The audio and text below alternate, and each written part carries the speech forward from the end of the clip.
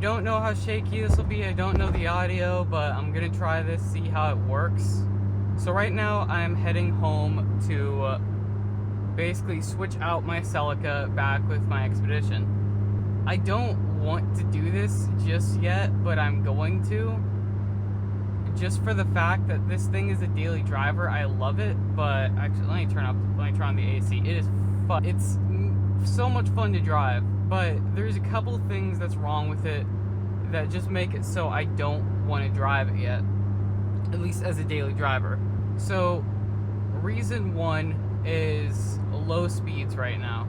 I don't know what's causing it, but when I'm going between first and second and from like 2 to 15 to 20 miles an hour, whenever I let off the gas, it jerks hard, like very hard, to the point where it is very uncomfortable, and driving through downtown, any of those things make the car just, it's not enjoyable.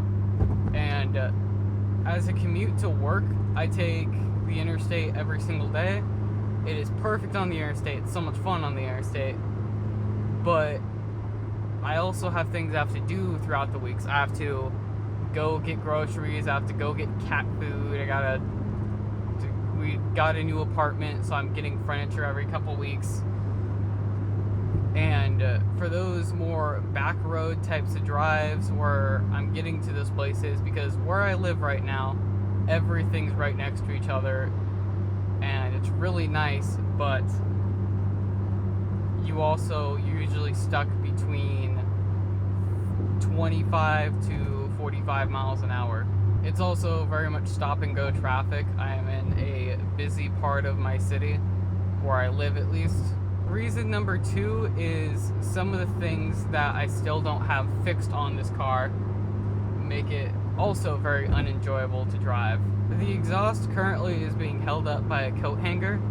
I still need to make the video of explaining the entire history behind this car, but the guy that I got this from also straight piped it, and he went under the suspension. Well, no, he went through the suspension, and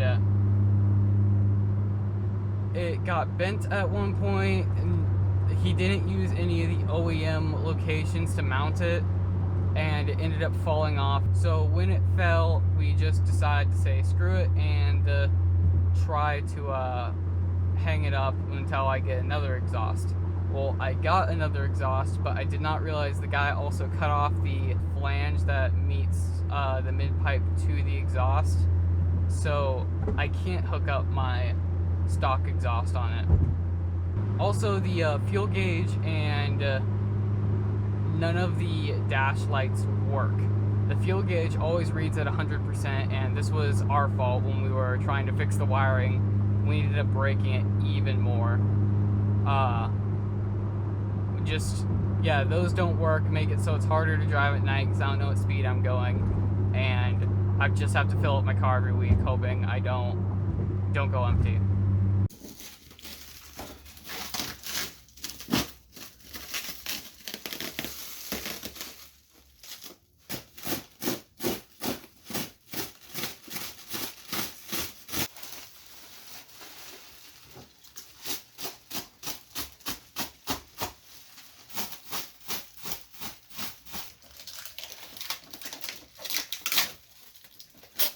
That's the front bumper.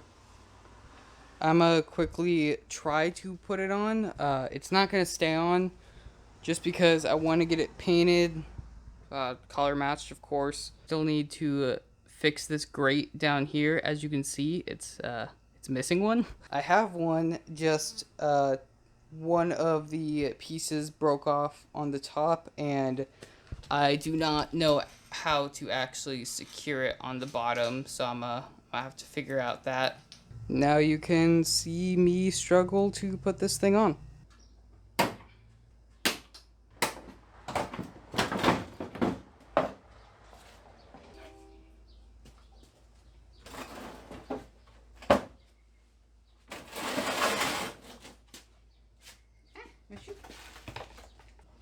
Oh, I'm already in love.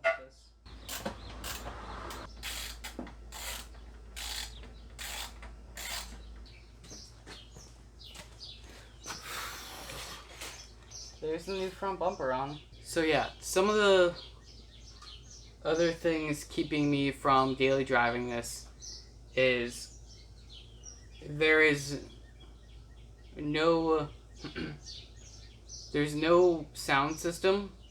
It was either the previous owner or the owner before decided to rip everything out. I'm also afraid to drive it right now with the broken lift bolts. We took apart the valve cover and just to check, I took off I think it's the exhaust lift bolt, and yeah, it's broken. So I don't want to do that at all because I'm afraid to take anything out like the cams.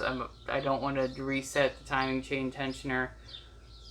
I've never done any inside the engine work, and it's terrifying to me. But I was quoted between $1,000 to $2,400 to have a shop do it, so I'm just gonna do it myself. I don't think I've explained it before, but I mostly want to bring this car back to stock. The previous owner, from what I could tell, he loved this car. It had a sub in it. It has Hotchkiss sway bar kit. It has I believe the control arms, has a little bit of camber on the wheels. I'm gonna remove that.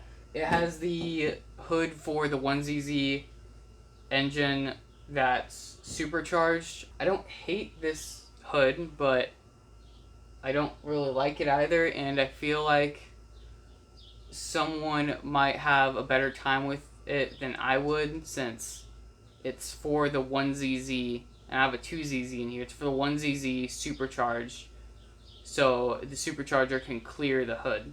I honestly think that's it with all of the issues with the car that I have.